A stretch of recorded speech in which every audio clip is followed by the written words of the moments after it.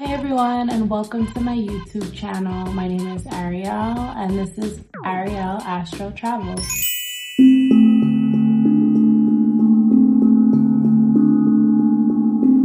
Hi everyone, and welcome back. Today we will be exploring the astrocartography for Guatemala. For those of you that don't know, I am traveling around the world to different places that astrocartography said would be good for my soul.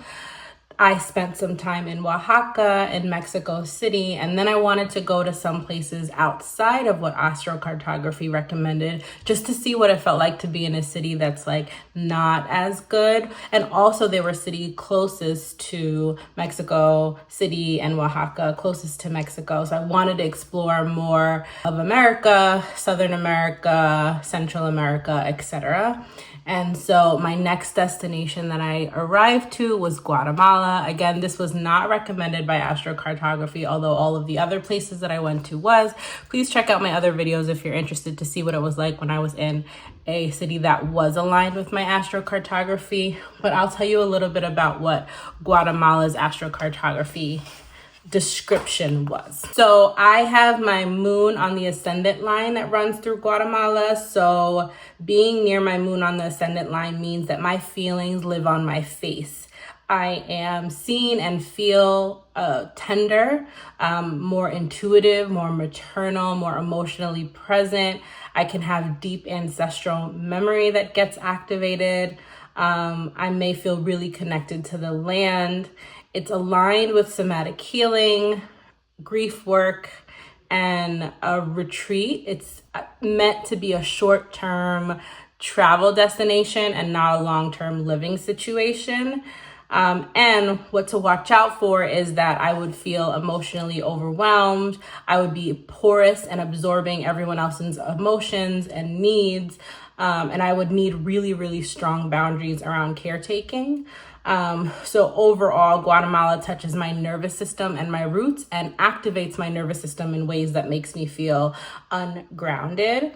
There's also a Venus-Pluto crossing. It's supposed to make me feel magnetic and have good relationships, but that is it's at a lower intensity. It's not as close. So it could bring magnetism around soul bonding, connections, relationships, etc. And then there's a Chiron on my midheaven line there, where my wounds become part of my public role. My authority as the wounded healer or visible healer can come through here. I may be seen as a guide, as a therapist, as a teacher, etc. I am a therapist. So there are parts of Guatemala that felt like it could feel really good for me and do really well for me. And there were parts of it that were difficult. So along with my Chiron and midheaven, that's a positive aspect. Another negative aspect was my Mars and Uranus crossing. And this was what I felt the most while I was in Guatemala. So this theme is instability, sudden changes, and liberation. This is the most volatile piece of astrocartography there. It could feel like sudden moves, radical independence, breaks from the past. I can feel shaken up in my home. I can feel shaken up when it comes to my sense of grounding, my sense of safety. It can help to break those ancestral cycles because of that intensity and that volatility, but it could also make me feel restless, unsettled, and like I can't fully land in myself, in my body, and all of the other positive aspects. So it's meant to be a really deep spiritual initiation place and not somewhere that I live long term.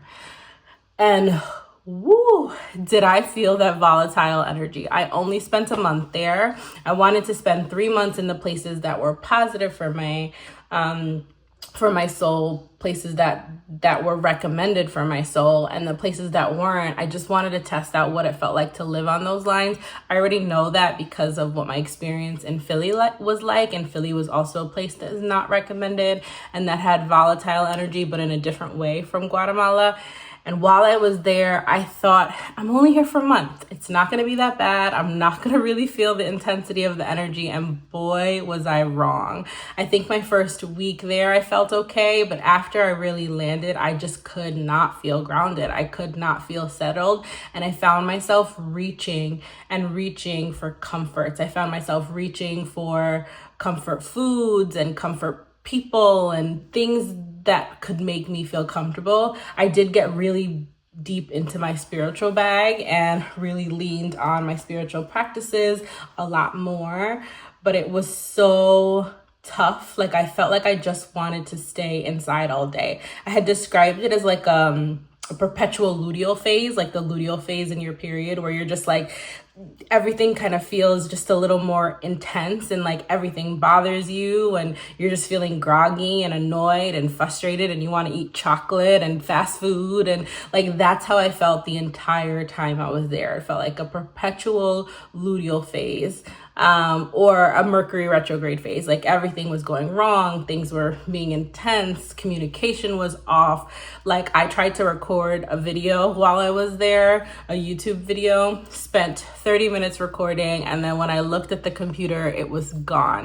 The file had got corrupted. And it was like things like that kept happening. I kept trying to keep the momentum from Mexico City, which was just fun, exciting, and career driven and lively, and continue to vlog and YouTube. And I just felt like I was hitting wall after wall after wall. I had no energy. I was eating fast food like no one's business. And Guatemala is big on having really beautiful fast food restaurants. Like, their McDonald's is beautiful. They're like, so it's like I was leaning on things that made me feel comfort. And after being outside of the US for 6 months, I spent 6 months in Mexico. I wanted things that felt like home, and fast food was the only thing that I could lean on that felt like home. You can get McDonald's anywhere, even if it tastes different, That's really what the energy of Guatemala was like for me. It was really, really intense. I'm glad I spent 4 to 5 weeks there, so it was a little bit more than a month. And there were moments where I really did get to enjoy the experience of Guatemala. Like, I went to Habatenego, which is this beautiful hobbit town, and going there, it felt like you were in like a Disney prince movie or a Disney princess movie. It was beautiful. There was music. I got some amazing drinks while I was there and some delicious food. It took about 30 minutes to get there. The ride was beautiful. You got to really just go up all of the mountains of Guatemala. Guatemala is very hilly. It is a lot of beautiful land. You could see the volcanoes from multiple perspectives.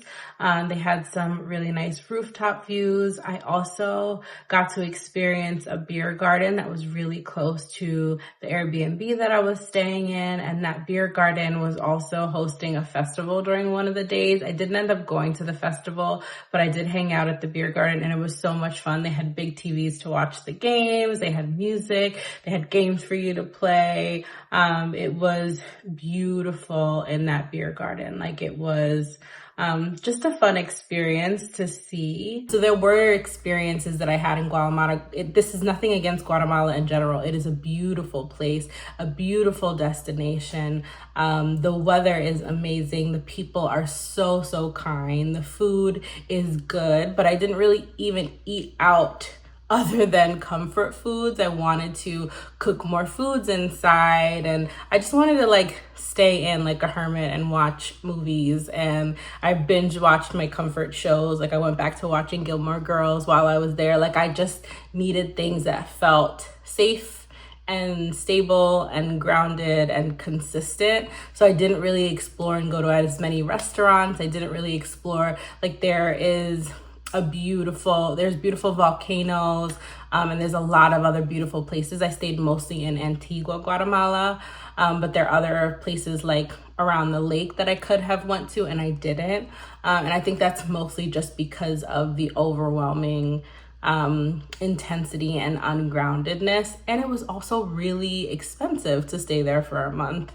And so financially, it was also like a burden on me to do this month in Guatemala. And so spending more money to travel to the lake, and it was 3 hours away, I was like, there's already so much going on. I'm going to try to find my way to ground. And so I did what I normally do to stay grounded. Overall, I learned a lot about myself when I am feeling ungrounded and how I deal with that feeling.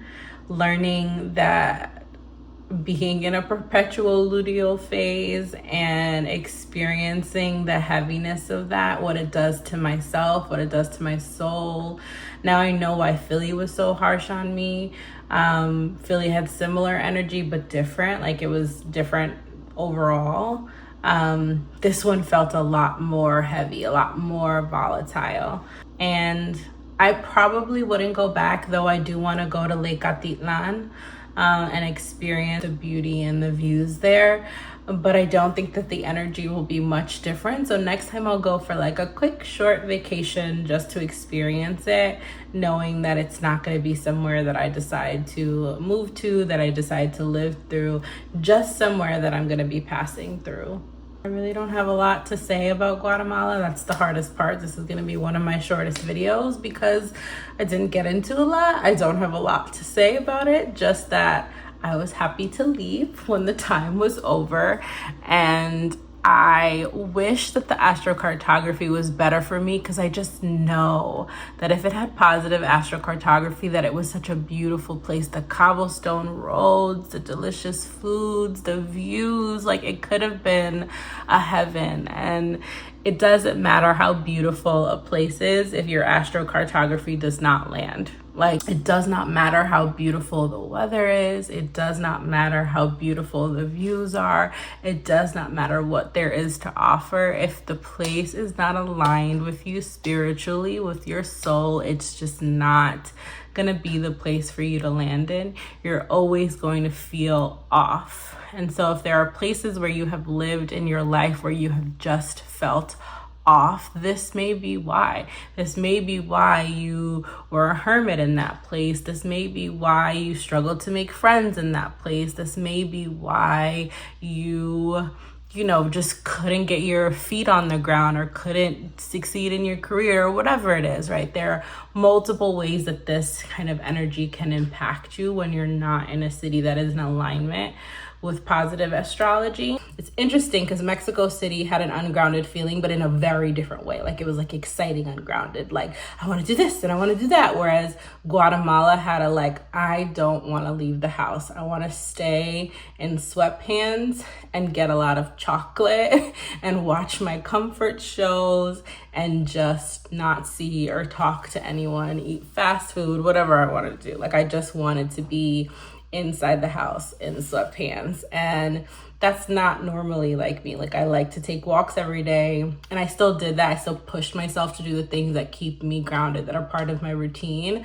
But after I left Guatemala, I noticed I gained a ton of weight just from the way that I was eating and the way that I wasn't moving as much as I normally do. And it was just really heavy energy. And every time I do one of these, it's like more and more I believe in astrocartography. I always believed in it. I've been the biggest advocate of it for many, many years.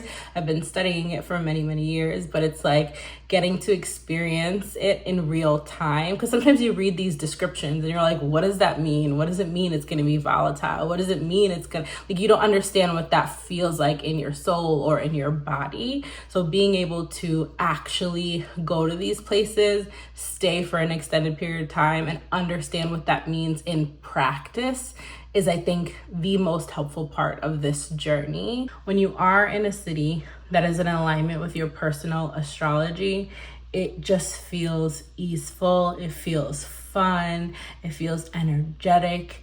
Things happen easily and simultaneously. You just open doors to opportunities and experiences. And you feel more alive, you feel more like yourself.